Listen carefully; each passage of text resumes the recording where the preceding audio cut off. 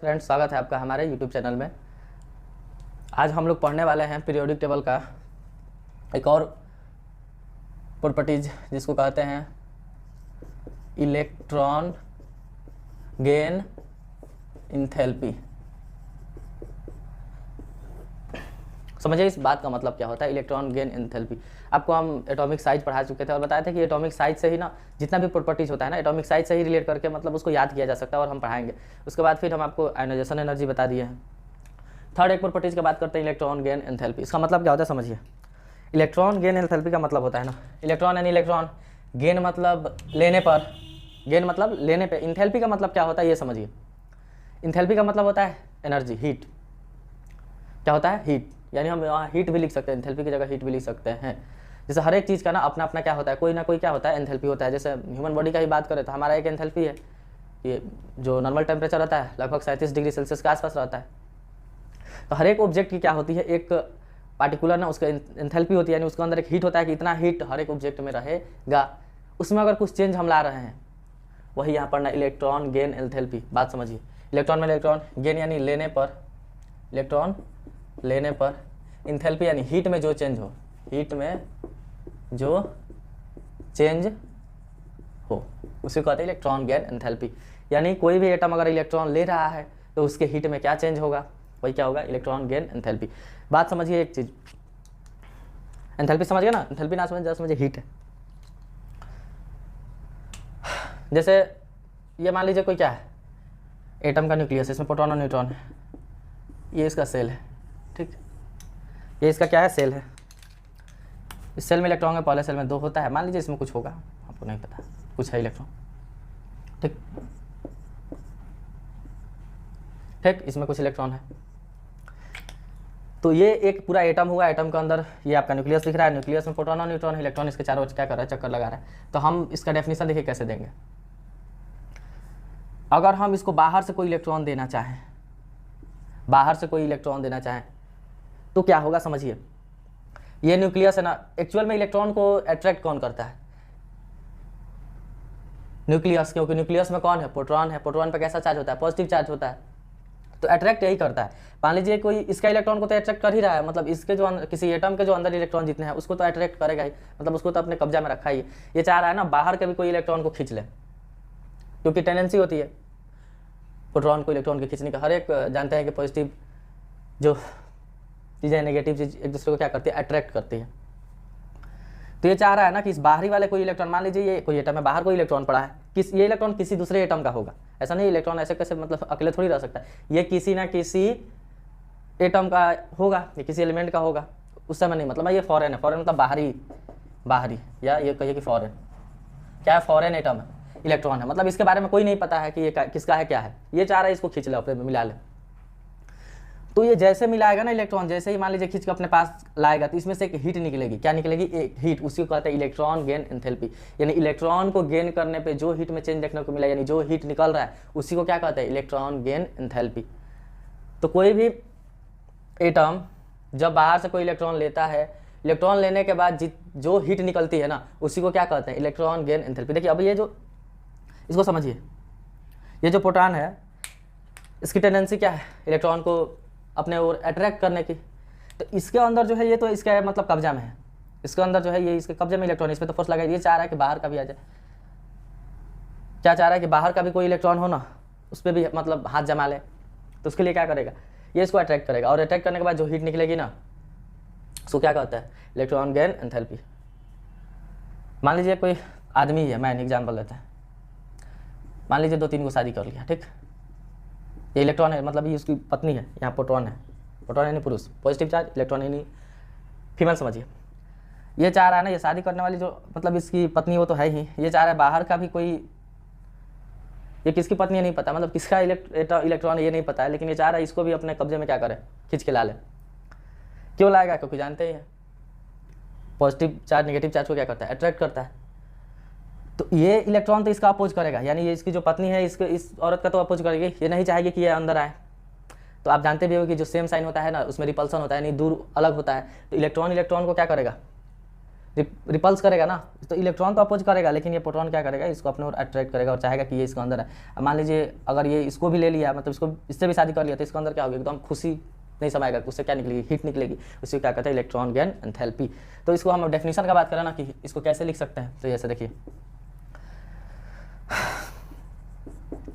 किसी isolated gaseous atom में electron जोड़ने पर जो हीट निकलती है उसे इलेक्ट्रॉन गेन एंथैल्पी कहा जाता है। यानी पूरा जैसे ही इलेक्ट्रॉन लेगा ना, इसमें से क्या निकलेगी, हीट। आप ये जस्ट मतलब उल्टा है आयनन विभव का। आयनन विभव में आपको क्या पढ़ाए थे, कहे थे ना कि अगर हम किसी एटम से ना चाहे इससे इलेक्ट्रॉन निकाले, हम चाहे कि एक इलेक्ट्रॉन निकाले, तो इसको हम क्या दे रहे थे, हीट दे रहे थे। तो अगर आप हीट दे रहे हैं तो इलेक्ट्रॉन निकल जाता है, उसको आयनन विभव कहते हैं, आयनोजेशन एनर्जी। अगर आप इलेक्ट्रॉन इसको दे रहे हैं तो ये खुद हीट निकालेगा, समझ रहे हैं। इलेक्ट्रॉन निकालना है तो हीट दीजिए, वो होगा आयनोजेशन एनर्जी। आप चाह रहे हैं कि हीट निकालें तो इलेक्ट्रॉन दे दीजिए, समझ में। तो ये लिखा किसी आइसोलेटेड मतलब होता है वो जो एटम है ना अकेला होना चाहिए, गैसियस यानी वो गैसियस फॉर्म में होना चाहिए, नहीं कि सॉलिड या लिक्विड रहेगा तब नहीं एटम हम जोड़ नहीं सकते हैं, पहले उसको किस में हमें चेंज करना पड़ेगा, गैस के फॉर्म में। एटम में इलेक्ट्रॉन जोड़ने पर ध्यान रहे कि ये जो इलेक्ट्रॉन है ये फॉरेन है, मतलब इस इलेक्ट्रॉन ये बाहरी इलेक्ट्रॉन है, इसके बारे में कोई मतलब नहीं। मतलब ये जो एटम है ना, इस एटम के भी तो कुछ इलेक्ट्रॉन होंगे, ये वो इलेक्ट्रॉन नहीं, इसको नहीं जानता, किसी और एटम के हो तो ये बाहरी इलेक्ट्रॉन होता है। तो जोड़ने पे जो हीट निकलती है उसे क्या कहते हैं, इलेक्ट्रॉन गेन एंथैल्पी कहते हैं। इंग्लिश में भी आप इस चीज़ को लिख सकते हैं, amount of energy released when an electron added to any atom। समझ में, यानी जो अमाउंट रिलीज होता है ना हीट का, कब, जब किसी एटम इलेक्ट्रॉन जोड़ने पर, उसी को क्या कहते हैं, इलेक्ट्रॉन गेन एंथैल्पी कहते हैं। ये चीज़ें समझ में आई होगी कि क्या होती है इलेक्ट्रॉन गेन एंथैल्पी। यानी अगर आप इलेक्ट्रॉन इसको देंगे ना तो इसमें से हीट निकलेगा, क्या निकलेगा, हीट। अब देखिए ये इसको अट्रैक्ट कर रहा है, यानी प्रोटॉन इसको क्या कर रहा है, अट्रैक्ट कर रहा है। तो एक बात बताइए, ये इलेक्ट्रॉन जितना ही दूर होगा उतना ही अट्रैक्शन कम होगा, जितना ही नज़दीक होगा उतना ही अट्रैक्शन क्या होगा, ज़्यादा होगा। तो हम कुछ साइज को हम पूरा डिटेल में पढ़ाया ना, तो इसको आसानी से तेजी में हम इसको क्या करते हैं, समाप्त कर देते हैं। तो हम यहाँ से एक चीज़ क्या लिख सकते हैं,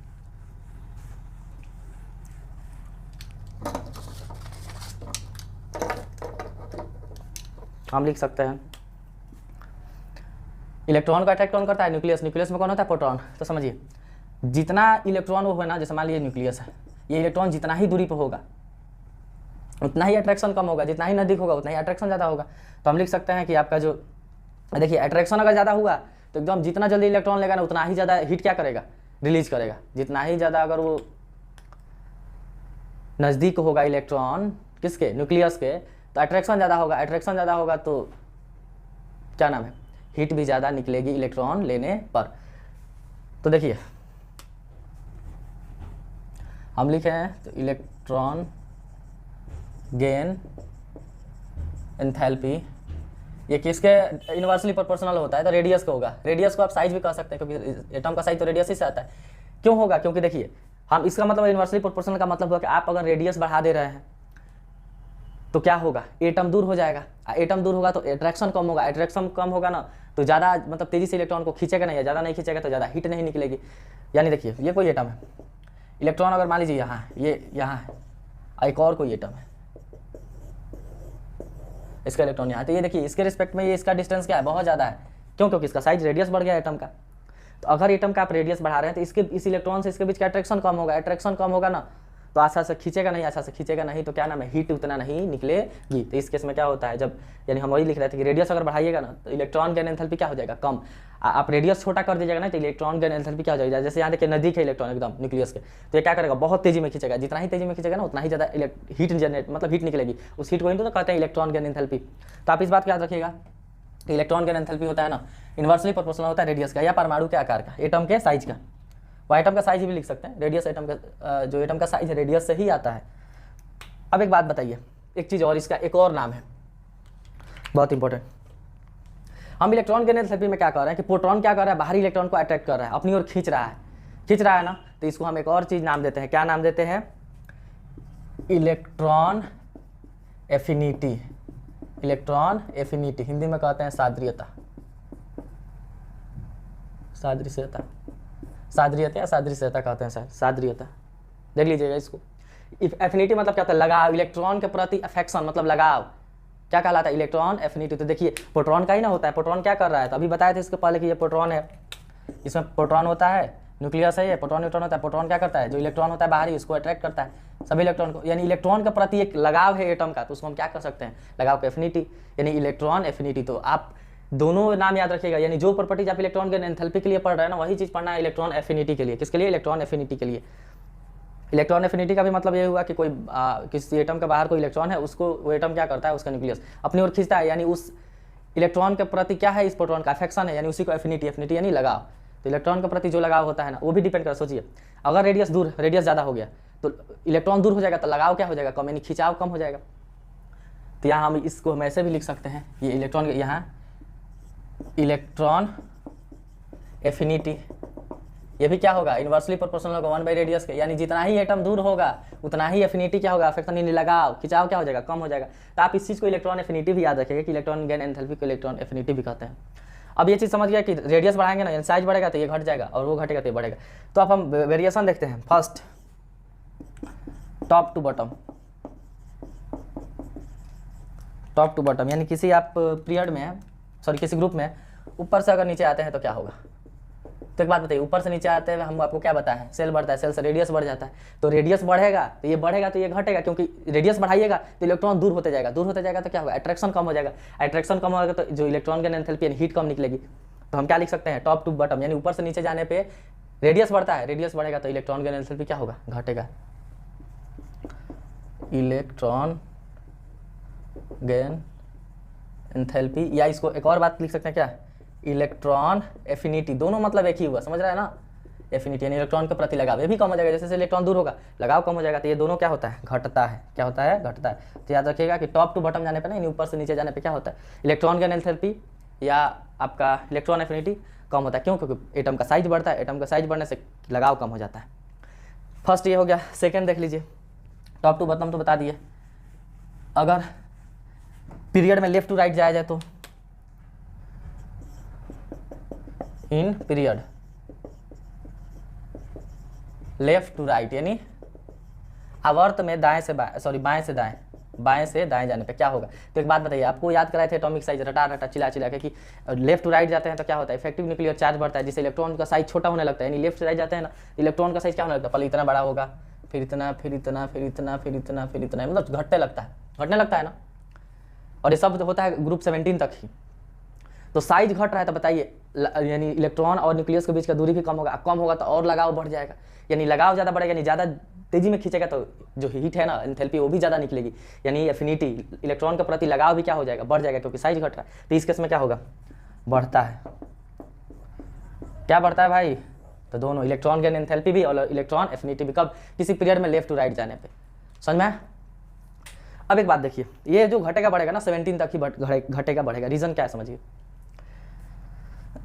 ये लिख लिए, यानी पीरियड में लेफ्ट टू राइट जाइएगा तो बढ़ेगा, और ग्रुप में आप टॉप टू बॉटम जाइएगा तो घटेगा 17 तक ही। क्योंकि अगर हम बात करें 18 का, ग्रुप 18 का, तो इसमें सभी इनर्ट गैस आता है, जैसे helium, neon, argon, krypton, xenon, radon, ये सब आता है।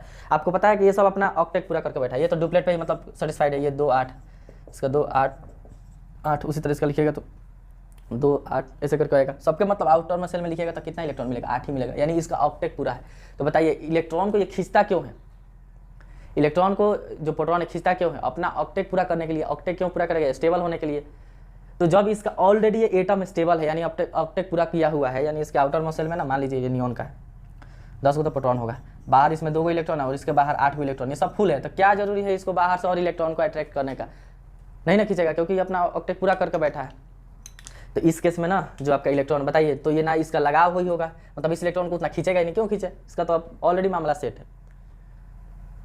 समझ रहा है ना, ये तो जितना चाहिए उतना करके बैठा है। तो इस केस में क्या होगा, ना अट्रैक्शन होगा, ना अट्रैक्शन होगा तो ना हीट निकलेगी, यानी इलेक्ट्रॉन गेन एंथैल्पी जो होगी ना, इलेक्ट्रॉन गेन एंथैल्पी ऑलमोस्ट लगभग क्या हो जाएगी, जीरो हो जाएगी, क्योंकि खींचे तब ना हीट निकले। इलेक्ट्रॉन एफिनिटी भी क्या होगा इस केस में, इलेक्ट्रॉन एफिनिटी भी क्या हो जाएगा, ये भी ऑलमोस्ट लगभग जीरो होगा। रीज़न क्या है, इलेक्ट्रॉन के प्रति लगाव हुई तो इलेक्ट्रॉन एफिनिटी कहते हैं, तो लगाव है ही नहीं है, क्योंकि ये तो अपना ऑक्टेट पूरा करके बैठा है। तो याद रखिएगा जो भी इनर्ट गैस होती है ना, नोबल गैस, उसका क्या होता है, इलेक्ट्रॉन का एंथैल्पी या इलेक्ट्रॉन एफिनिटी लगभग जीरो होता है। ठीक, अब आपसे एक क्वेश्चन ये भी पूछेगा कि पूरे पीरियोडिक टेबल में किसका ये इलेक्ट्रॉन का एंथैल्पी या इलेक्ट्रॉन एफिनिटी ज़्यादा होता है। Electron affinity maximum electron affinity किसका होता है, तो याद रखिए क्लोरीन का। किसका होता है, क्लोरीन का। क्लोरीन जो है ना, इसका सब मैक्सिमम इलेक्ट्रॉन एफिनिटी होता है, क्योंकि लेफ्ट इधर से उधर है, यानी हम कह रहे हैं कि लेफ्ट टू राइट जाने पे क्या होता है, आपका जो ये इलेक्ट्रॉन एफिनिटी वो बढ़ता है, तो ये लेफ्ट में बढ़ेगा, और ऊपर से नीचे आने पे घटता है, तो उस ग्रुप में आप ऊपर से नीचे आएगा ना तो घट रहा है, नहीं उस ऊपर ही है। तो सबसे ज़्यादा किसका होता है, क्लोरीन का होता है क्या, इलेक्ट्रॉन एफिनिटी।